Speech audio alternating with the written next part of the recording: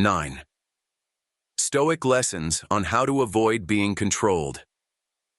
Have you ever felt like you're not really in control of your own life? Like someone else is pulling the strings? Your boss, your friends, your emotions, even society itself? Maybe you find yourself reacting instead of deciding. Maybe you care too much about what others think. Maybe you're stuck in cycles that you didn't even choose. I get it. We all do. The truth is, most people are controlled without even realizing it. Controlled by their emotions. By fear. By the need for approval. By things that shouldn't have power over them in the first place. But here's the good news. You don't have to live like that. The ancient Stoics, philosophers like Marcus Aurelius, Seneca, and Epictetus, figured out something powerful. No one can control you unless you let them. The key to freedom isn't in changing the world. It's in changing how you respond to it. And that's what we're diving into today. I'm going to give you 9 powerful Stoic lessons that will help you break free from manipulation, emotional traps, and invisible chains. These lessons are practical. They're life-changing. And if you apply them, you'll walk away from this video stronger, calmer, and truly in control of yourself. So let's get into it. Lesson 1. Control what you can, ignore the rest. Epictetus, the dichotomy of control. Let me ask you something. How much time do you waste stressing over things you can't change? Be honest. Other people's opinions, the economy, the past, the future, the weather, the algorithm. The list goes on. But here's the cold, hard truth. None of those things are under your control. And if you let them consume your mind, you've already lost. The Stoics had a simple yet life-changing rule called the dichotomy of control. It comes from Epictetus, a former slave who became one of the most powerful philosophers in history. He said, "Happiness and freedom begin with a clear understanding of one principle. Some things are within our control, and some things are not." That's it. That's the whole game. What can you control? Your thoughts. Your actions, your mindset. What can't you control? Everything else. The moment you fully accept this, life gets so much easier.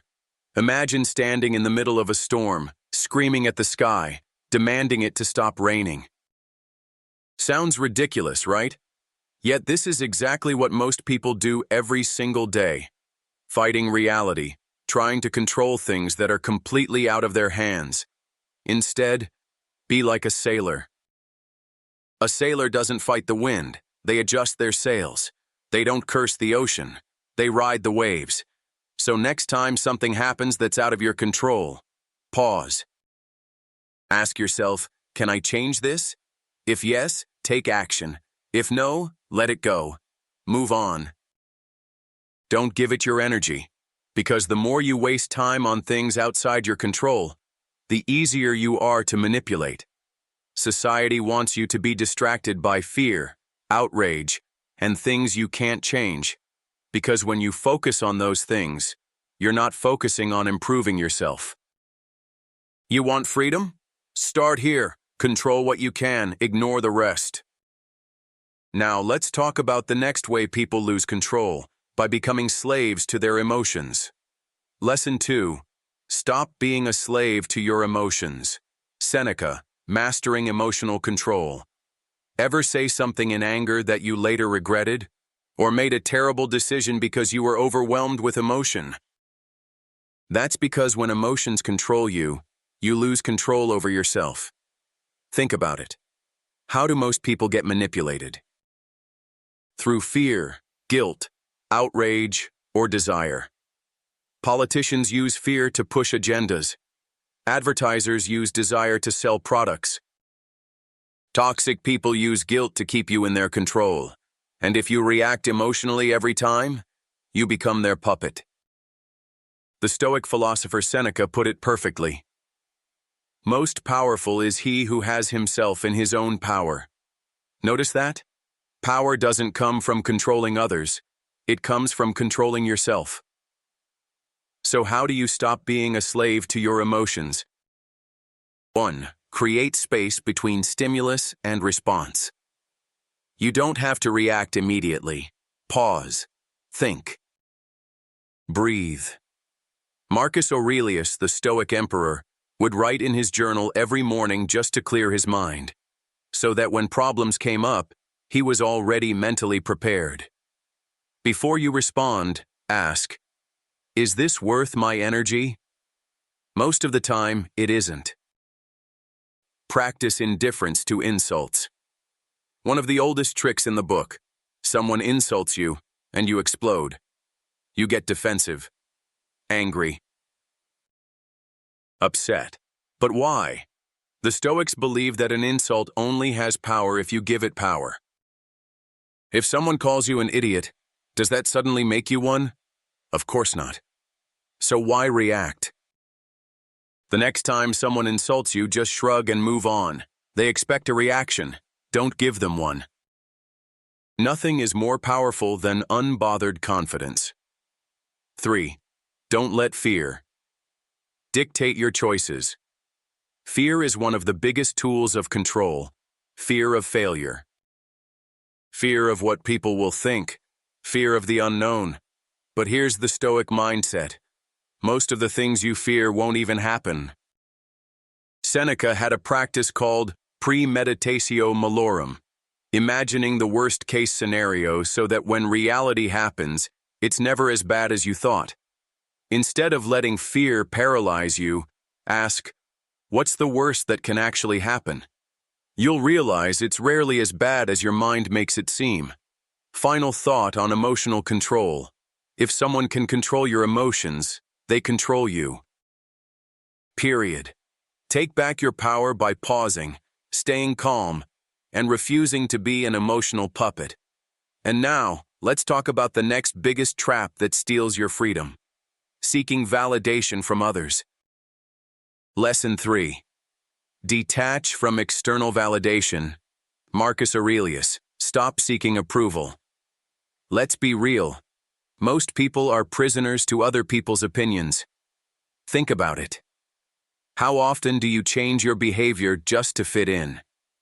How often do you hold back your true thoughts out of fear of judgment? How often do you feel anxious because you don't know what others think about you? It's exhausting. And worse, it makes you easy to control. The Stoic emperor Marcus Aurelius saw this problem 2,000 years ago. He wrote in his private journal, "It never ceases to amaze me. We all love ourselves more than other people, but care more about their opinions than our own." Read that again. We love ourselves, yet we let strangers, bosses, social media, and fake friends decide how we feel about ourselves. That's crazy, right? The truth about external validation. Here's the brutal reality. Most people don't care about you as much as you think. They're too busy worrying about themselves. Yet we give their opinions so much power. Why? Because from childhood, we're conditioned to seek approval. First from parents, then teachers, then society. The more approval we get, the more safe we feel. But this safety is an illusion. Because what happens when you stop getting approval? You feel lost, anxious, insecure. And that's when you become easy to manipulate. The moment you stop seeking validation, you become free. How to detach from external validation. 1. Realize that you can't control what people think. No matter what you do, someone will always criticize you. So why waste your energy trying to please everyone? Instead, live by your own principles. The right people will respect you for it, and the wrong ones, they never mattered anyway. 2. Validate yourself first. Every time you find yourself seeking approval, stop and ask, would I still do this if no one was watching? If the answer is no, then you're not doing it for yourself, you're doing it for others. And that's a trap. 3. Accept that not everyone will like you, and that's okay. Marcus Aurelius had a simple rule. You have power over your mind, not outside events. Realize this, and you will find strength. Stop chasing approval. Stop trying to be liked. Be real. Be authentic. Be free. And now, let's talk about one of the biggest things keeping you trapped. The inability to say no. Lesson 4. Learn to say no, without guilt. Musonius Rufus, The Power of Boundaries. Why is it so hard to say no? Because we're afraid. Afraid of disappointing people. Afraid of looking selfish. Afraid of conflict. But let me tell you something. Every time you say yes when you really mean no, you give away a piece of your freedom. And people can sense it. The more you say yes to things you don't want, the more people take advantage of you. The Stoic philosopher Musonius Rufus understood this well.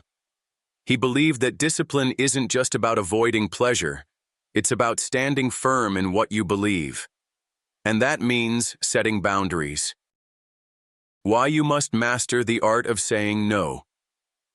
Because your time is valuable. Every yes you give to something meaningless is time stolen from what truly matters. Because respect comes from boundaries. People respect those who stand firm, not those who bend over backward for everyone. Because saying yes out of guilt is manipulation. If someone makes you feel guilty for saying no, they're trying to control you. How to say no, like a Stoic. 1. Stop over-explaining. You don't owe anyone a long-winded excuse. If someone asks for a favor and you don't want to do it, simply say, I can't. That's it. No apology. No justifying. 2. Prioritize your own values. Ask yourself, does this align with what I actually want in life? If not, don't do it. Simple. 3. Accept that some people won't like it. And that's okay. The people who truly care about you will respect your boundaries. The ones who don't. They were using you anyway. Learning to say no is one of the most powerful things you can do to take back control over your life. Because if you don't control your time, someone else will. Lesson 5. Don't be owned by materialism. Seneca. True wealth is needing less. Let's talk about one of the biggest lies you've been sold. More stuff. More happiness.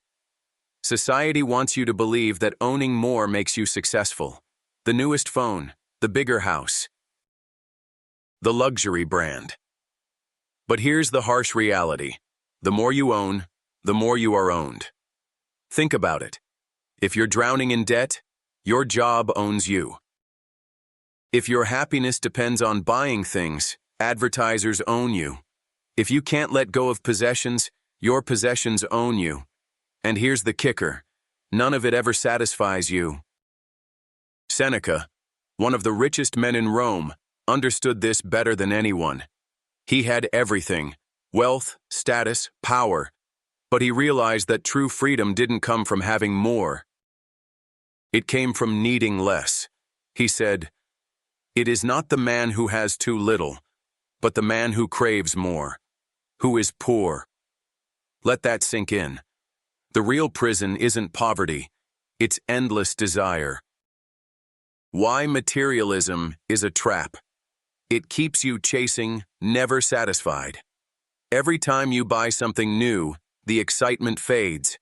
So what do? Buy more. And the cycle repeats. It ties you to a life you don't want.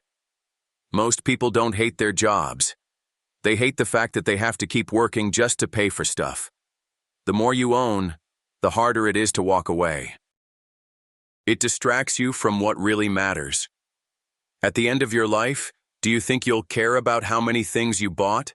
Or will you care about the experiences, the relationships, and the impact you made? How to break free from materialism. 1. Shift your mindset. Define what enough means for you. If you never decide what enough is, you'll always feel like you need more.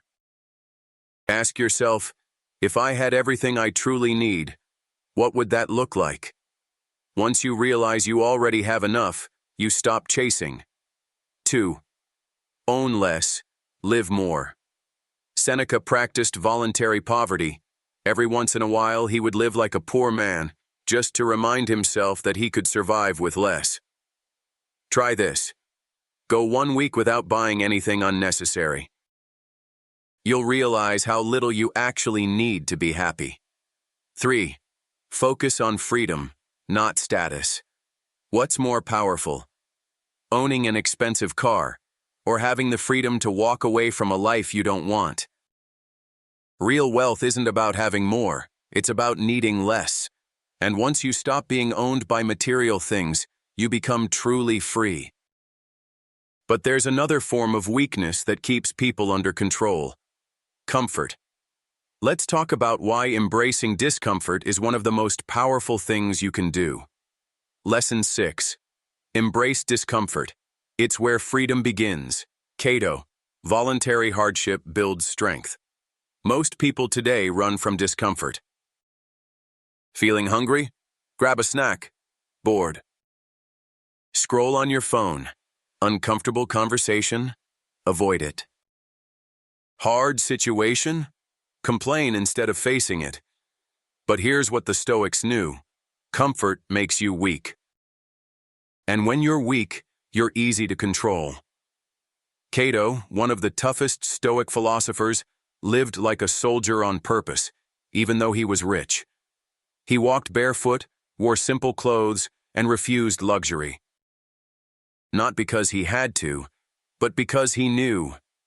If you want to be truly free, you must train yourself to need very little. Why comfort is dangerous. Comfort makes you soft.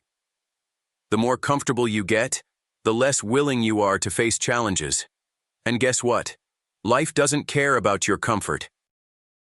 It will hit you hard, and if you're not prepared, you'll break. Weakness leads to dependence. When you can't handle discomfort, you start depending on other people, substances, distractions to escape reality. And that's exactly how people lose control over their lives. You stop growing.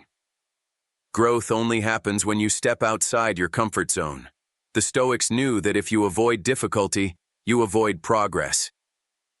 How to train yourself to embrace discomfort. 1.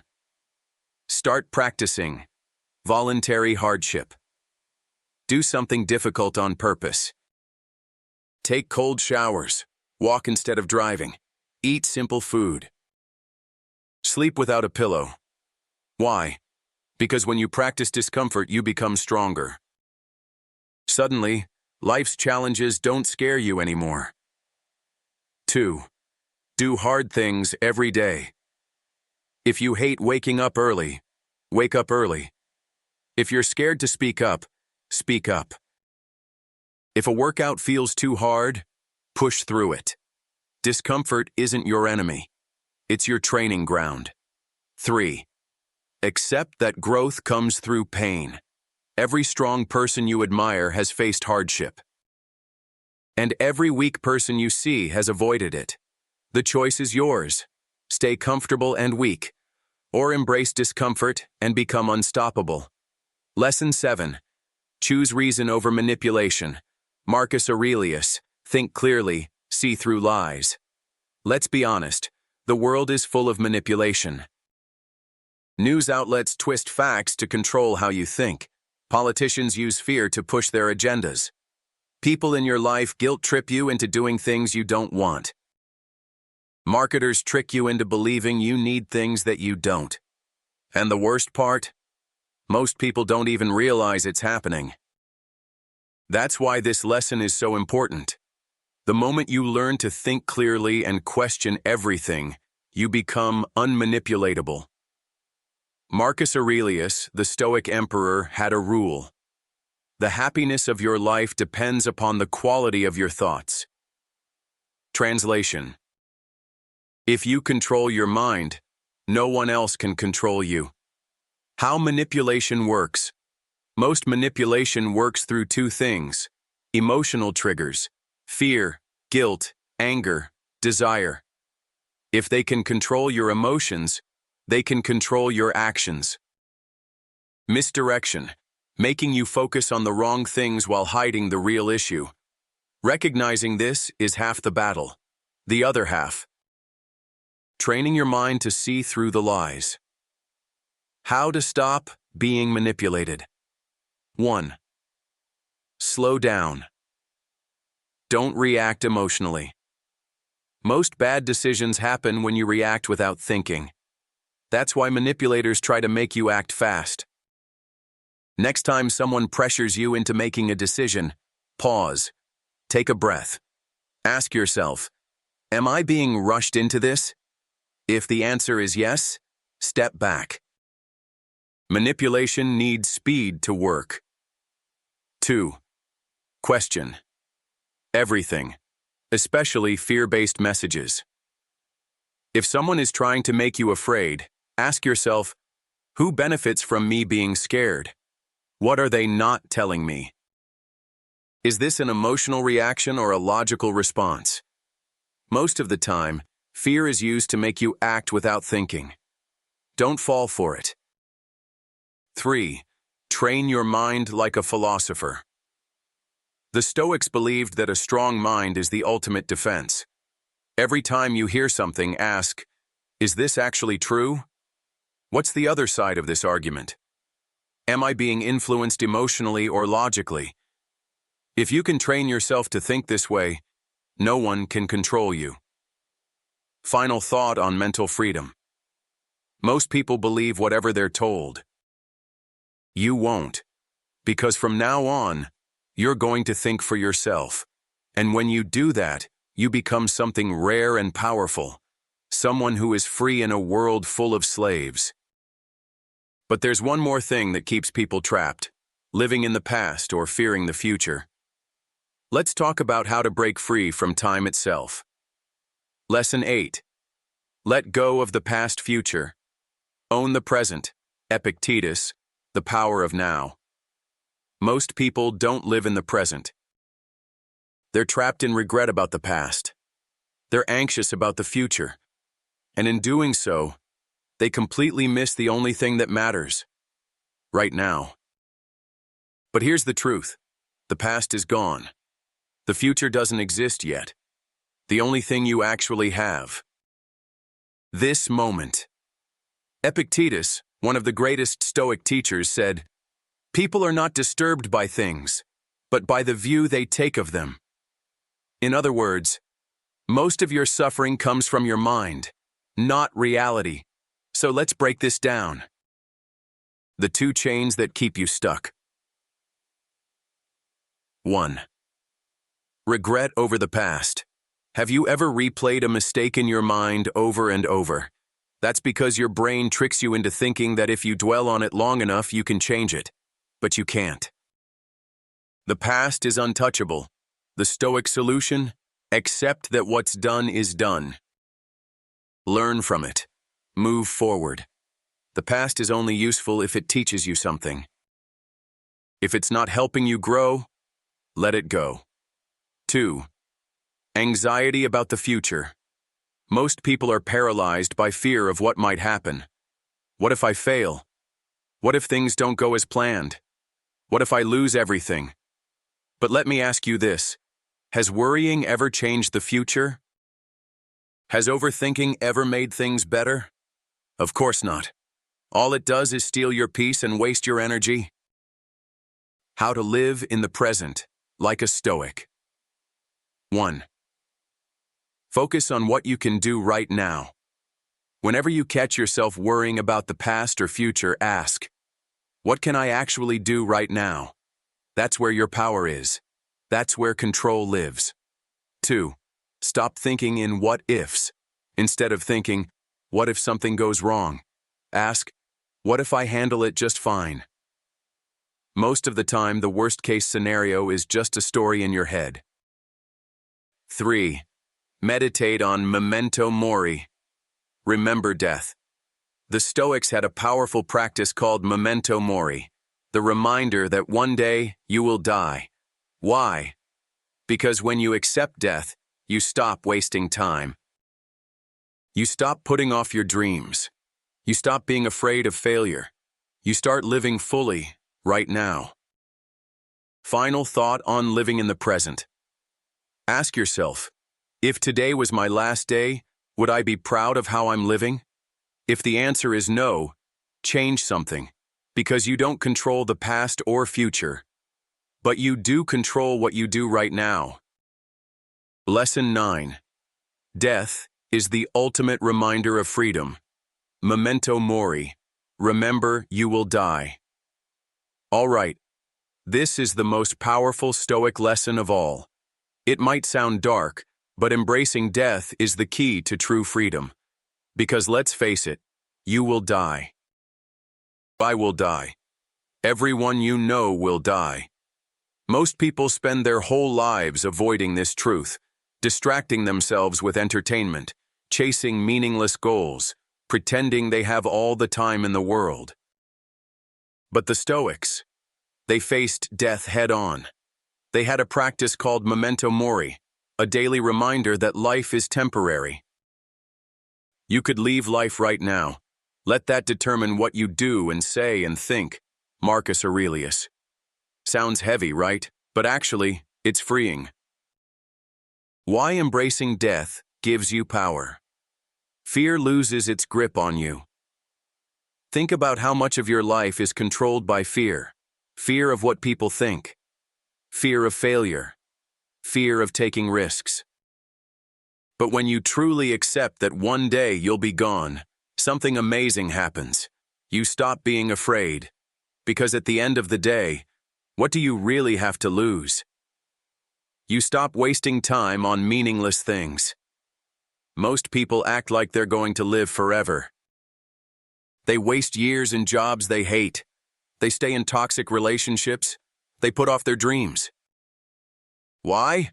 Because they think they have time. But once you fully accept memento mori, you stop waiting. You speak up instead of holding back. You chase your dreams instead of making excuses. You let go of grudges because they don't matter in the end. You start living with purpose. Seneca said it best. Life is long enough if you know how to use it. Most people exist, but they don't live. The moment you remember that your time is limited, you start making every day count. How to apply memento mori in your life. 1. Ask yourself every day, if I died tonight, would I be proud? If the answer is no, change something. 2. Stop worrying about things that won't matter on your deathbed. That embarrassing moment, you won't remember it. That argument over something small. It's meaningless. That fear of looking stupid, who cares? Every time you catch yourself stressing, ask, will this matter when I'm dead? If not, let it go. 3. Live boldly. Stop holding back. Tell people you love them. Take the risk. Do the thing you've always wanted to do.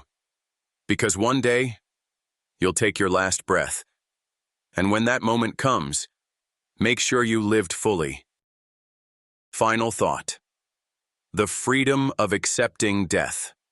Most people are controlled by fear. Fear of failure, fear of judgment, fear of the unknown. But the Stoics knew a secret. The moment you accept death, you become truly free. So from now on, don't live like you have forever. Live like this moment is all you have, because in the end, it is. Final words. Your freedom begins. Now you made it through all 9 Stoic lessons. Now let's bring it all together. Control what you can. Ignore the rest. Master your emotions, or be controlled by them. Stop seeking validation. You are enough. Say no without guilt. Set boundaries. Don't let material things own you. True wealth is needing less. Embrace discomfort. Strength comes from struggle. Think clearly. See through manipulation. Let go of the past and future. Own the present. Accept death and live fully while you can. Now, you have a choice. You can keep living like everyone else, letting emotions, fear, and society control you. Or, you can take back your power, apply these lessons, and start living on your own terms. Which of these 9 lessons hit you the hardest? Drop a comment below. I'd love to hear your thoughts. And if you got value from this video, hit that subscribe button so you don't miss more Stoic wisdom. Stay strong, stay free, and I'll see you in the next one.